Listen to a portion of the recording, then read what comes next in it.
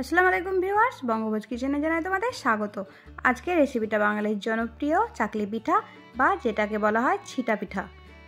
তবে চলুন দেখে নিই এটা বানাতে কি কি উপকরণ লাগে। আমি এখানটায় নিয়ে নিয়েছি 2 কাপ মতো শুকনো চালের গুঁড়ো।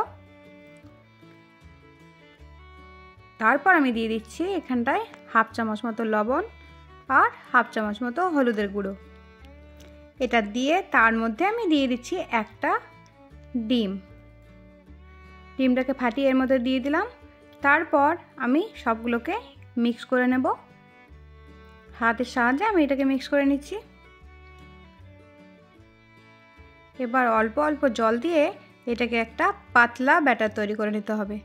একদম জলের মতো পাতলা ব্যাটারটার টেক্সচার হবে। দেখুন আমি কীরকমভাবে এই ব্যাটারটার থিকনেসটা রাখছি, সেম সেই রকমভাবে আপনারা রাখার চেষ্টা করবেন। বন্ধুরা, আমার রেসিপিটা যদি আপনাদের ভালো লেগে থাকে তবে আমার চ্যানেলটাকে অবশ্যই লাইক, কমেন্ট, শেয়ার আর সাবস্ক্রাইব করতে ভুলবেন না। দেখুন এইরকমভাবেই পাতলা রাখতে হবে। আমার ব্যাটারটা তৈরি হয়ে এসেছে।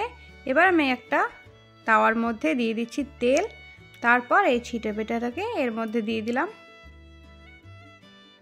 হাতের সাহায্যে আমি এর উপরে দিয়ে দিয়েছি। এবার এটা দেখবেন সাইড থেকে অটোমেটিক উঠতে শুরু করেছে। এবার এটাকে আমি ফোল্ড করে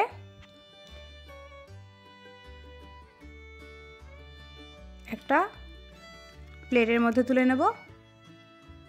তারপর আরেকটা পিঠে বানিয়ে দেখাচ্ছি। এর মধ্যে আবার তেল লাগিয়ে দিলাম। তেলটা লাগিয়ে দেওয়ার পর হাতের সাহায্যে এরকমভাবে ব্যাটারটাকে ছিটিয়ে ছিটিয়ে দিতে হবে। এরকমভাবে ছিটিয়ে ছিটিয়ে দেওয়ার জন্য এই পিঠেটার নাম রাখা হয়েছে ছিটা পিঠা। অন্ততপক্ষে একবার বাড়িতে অবশ্যই বানিয়ে দেখবেন। এটা খুব মজার হয়, টেস্টি খেতে, আর বাচ্চাদেরকে টিফিনেও দেওয়া যাবে। আশা করছি এই রেসিপিটা আপনাদের ভালো লেগে থাকবে। আজকের মতো বিদায় জানাই। অন্য একটি পর্বে আবার দেখা হবে। ধন্যবাদ।